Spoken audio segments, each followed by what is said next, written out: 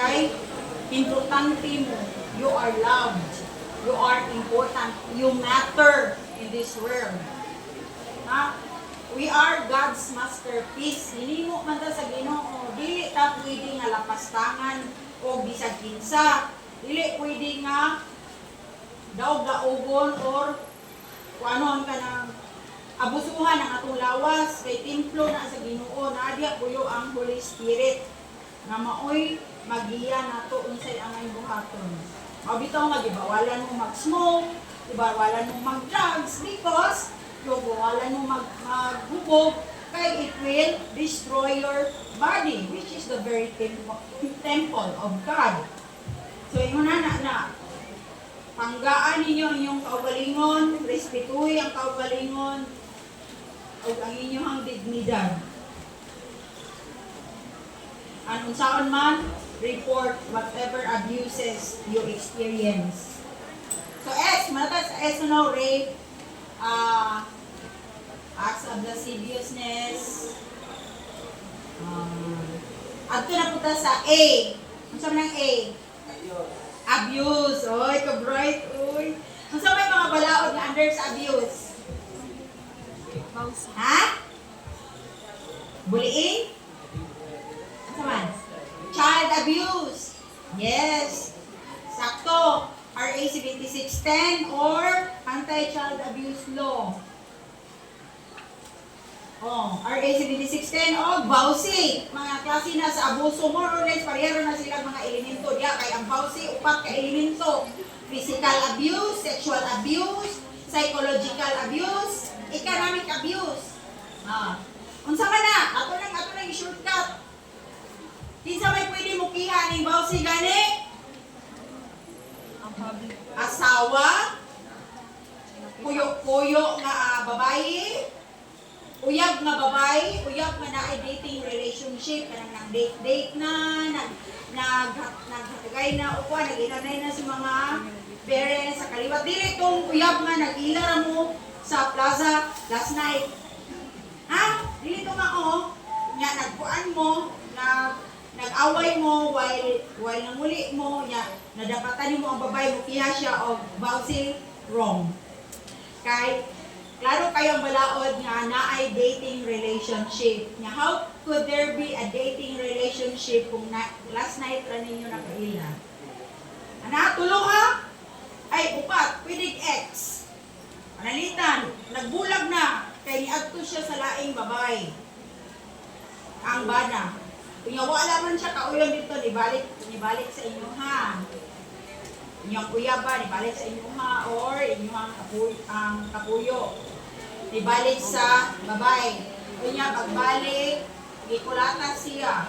Ay wala na siya dawata, wala na niya dawata kung balik. Makakapayag niya po siyang bawsi, bisag ex na po niya. So dili pwede ha, take note, dili pwede nga ang silingan nag-away. Nagbugno, puro babae, mukihaw, bawsi, dili. Dapat na ay relasyon. Dapat babae po ang mukiha. Maulit, timan-an ninyo ha. Dili, pwede nga, babae ka, gikulata ka sa imong lolo, sa imong uncle, or sa imong classmate. Babae man ko ma'am, at ko sa WCPD, kay bawsi ni. Dili na siya bawsi. Kay naaray relasyon, ang bawsi. Nga pwede mo kiya, babae rapod. Panalitan ma'am, ang babae nagtitipon og tumboy. Makakiha ba ang babae o bawsi sa ilang katipon na tumboy? Kaya ino man ka ma'am na relasyon. Makiha? Ano dili man? Very good. Kay klaro sa balaod.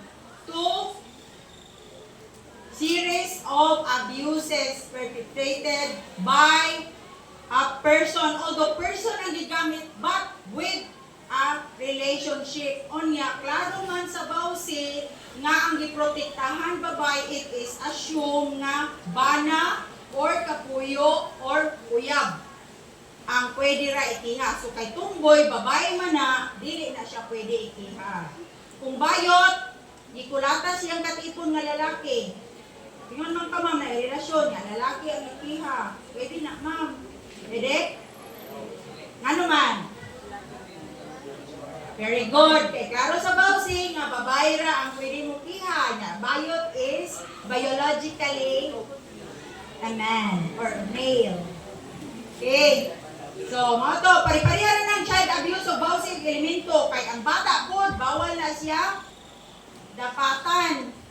Bawal na siya kanang sexually abused. Parihara po sa asawa sa under sa bawsi. So, more or less, parihara na silang elemento. So, nanata sa letter A sa same abuses. So, ato ta sa letter V. Ang sama ng V? Vulnerable. Vulnerable. Ang sama ng vulnerable. Ang sama yung mga kaso na fall sa vulnerability sa usa ka tao. Saman. Sample. Human trafficking. Ang sama ng human trafficking? Ang sama ng trafficking, ma'am, ka na nag-traffic dito sa kalsada? Ha? Dili. Human trafficking ba kana nga ipadala mo sa inyong ginikanan na i-recruit ninyo, nya dalon mo dito kay gipramisan mo trabaho dito sa Manila, nga manghugas mo sa restaurant, kay maniman di mo dito prostitute. So gi-traffic mo ba, gidala mo o lain, daghang kinauso kay nasa lain lugar. Nanana diri, I don't know, dili lang siguro musulti, na uban involuntary servitude, ka nagipangbayad og utang. Dako naman kag utang nako. Dalo na lang ko na imong anak, patrabaho diri sa balay. O, patrabahoon ka nga walay sweldo. Ang bayad og utang. That is human trafficking. Kay bawal na siya. Another law for that is child labor and exploitation. Pwede po nakihaan. Yes. Sunod, dun sa pailain nga part sa human trafficking, selling of organs. Baan mo mga atay, tinai, mata, Kidney. liver, sa liver, no? Ha? Kidney, yes, kidney. Nana. Nauso mo na sa una nung nga na ay wide van. Naman munit daw bata. So, mauna mga human trafficking. Katong giingon ni Ma'am Luardo ninyo nga sexual harassment. Ano nabilong mo na sa vulnerability? Of course. Kay vulnerable ka. Na happening sexual harassment sa training center, diri mismo sa school, education, asa pa man. Asa pa ganito, tulungan natin. Training, education, sa pa. Offices. Panalitan, diri sa school, kay maumay akong yari diri. May ingon inyong maestro, girls. Gatinga man yung grado, dahil pabasron te ka, basta masubot ka nga, mag-date ka na ako. Na sexual harassment. Meaning, na ay power imbalance. Naa siya'y authority over nimo. Nga mapubos kag submit sa imong self, otherwise, na to.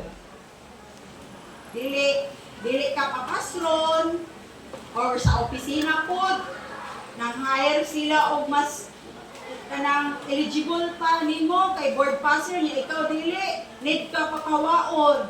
Pero ingnon ka sa imuhang boss, kay pare maka, dili ka papawaon, pero musabot ka nga, check-in ka niya sa uwan. Sobo. Sa balira magagaw man. Sexual harassment. Unsa may nahitabuan na ro kasuha? Na-elevate na karon sa gitawag og anti-bastos law. Kumo na kaayo ni, di ba? Nanay nga rin diri sa school nag-discuss anak. Inyo nang research nga balaod, mas broad na siya kaysa sexual harassment. Kay ang Safe Spaces Act or Anti-Bastos Law or Republic Act 11313, kanig yung numero, pwede yung daghan ng numero. Mauna siya, di pa nagpa-broad sa sexual harassment. nga 7877. Ano man, pwede naman sa anti-bastos law nga dili ra putob sa eskwelahan, sa training center or sa opisina, pwede naman in public, anywhere in public. Pwede nakakasuhan anak niya. Ako na siya nga balaod kay special law man na tanan atong disputan. Basta na ni Republic Act, special law na siya. Oh, dili na siya sa revised penal code. So special law ba ka ng from the word special, lahi na siya mo nagdako na siya og penalty. So pwede sa public, panalitan nagsakay mo bus na ay nagmasturbate sa inyong tapad. Makasuhan ba? Oh, ano may kaso? Anti-bastos law.